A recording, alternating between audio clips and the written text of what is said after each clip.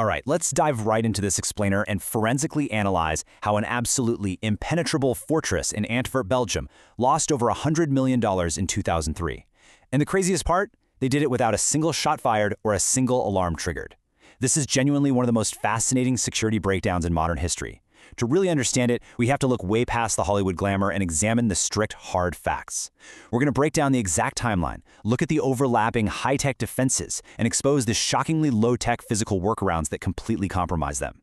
To do this properly, we're going to treat this explainer like a strict incident debrief. We're working backward from an empty vault to uncover exactly how this multi-million-dollar security system was dismantled. Our report covers 5 phases: the impossible crime scene, failure 1, social engineering, failure 2, system exploits, the critical forensic clue, and finally, the ultimate unsolved mystery. First up, Section 1, the impossible crime scene. To really grasp the sheer madness of this heist, we have to establish the baseline of our target, which is the Antwerp Diamond District. Picture this, a tightly packed, square-mile perimeter in Belgium. It's one of the most heavily monitored areas on Earth, and for very good reason, because the staggering 80% of the world's rough diamonds pass through these very streets. Now, 2 floors underground beneath the Diamond Center sat the ultimate prize. The entrance to this vault was protected by a 3-ton solid steel door. To even think about opening it, you needed authorization from a tight private security team, a physical key that was literally a foot long, and a combination lock boasting 100 million possible combinations.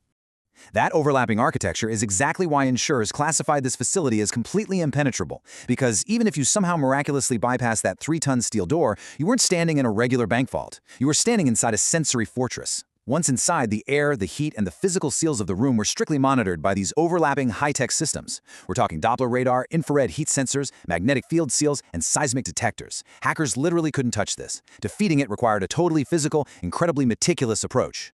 Let's move to Section 2, Failure 1, Social Engineering.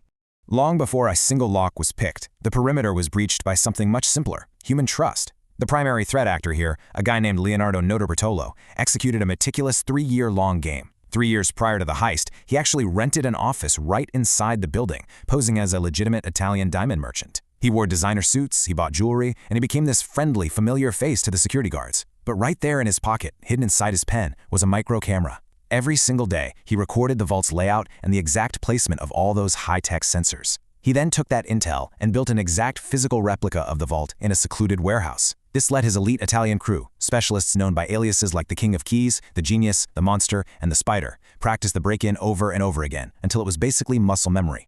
Which brings us to Section 3, Failure 2, System Exploits. Over the quiet weekend of February 15, 2003, the actual physical penetration route began. The district was completely quiet, the vault was locked down, and the crew made their move. Bypassing the main lobbies and cameras entirely, they first used a stolen master key to disable the building's elevators. This forced them to descend through the pitch-black utility stairs. From there, the crew member known as the Spider climbed through a remarkably tight ventilation shaft to grant them access to the vault antechamber. And now, they were face-to-face with the active security systems. So the crucial point here is how they defeated that first internal barrier on the vault door, the magnetic field seal. Basically, this is a security circuit that triggers an instant police dispatch the absolute millisecond its 2 magnetic components are separated by the door opening. You can't just cut the wire, and you definitely can't force the door without tripping it. So, how do you defeat this state-of-the-art defense? With a rudimentary, custom-made wooden bracket. I'm serious. They simply wedged this piece of wood to hold the 2 magnets perfectly together, and then meticulously unscrewed the magnets right off the wall. The system was totally tricked into thinking the door was still bolted shut, while the physical door was standing wide open. No alarms, step 1 complete. Next up, they stepped inside the actual vault room and immediately had to deal with the infrared sensors. These are thermal tracking devices designed to monitor the environment for any tiny fluctuations in body heat. A single human stepping into that room should have triggered a massive armed response instantly. But the crew had a staggeringly simple, low-tech exploit ready to go. The specialist known as the Genius simply walked right into the dark vault holding a large, thick block of styrofoam in front of his body. The foam entirely masked his body heat from the sensors. Once he was directly under the sensor, he pulled out a common can of women's hairspray and sprayed it directly over the lenses. That sticky film permanently blinded the thermal trackers. Step 2 complete. But they still weren't in the clear, right? The final active system was the Doppler radar. This was supposedly the most sensitive of all the sensors in the room. It emits continuous radar waves to detect even the absolute slightest physical motion in the air. You can't sneak past it, and you certainly can't spray it. So, what's the solution to a multi-million-dollar Doppler radar system?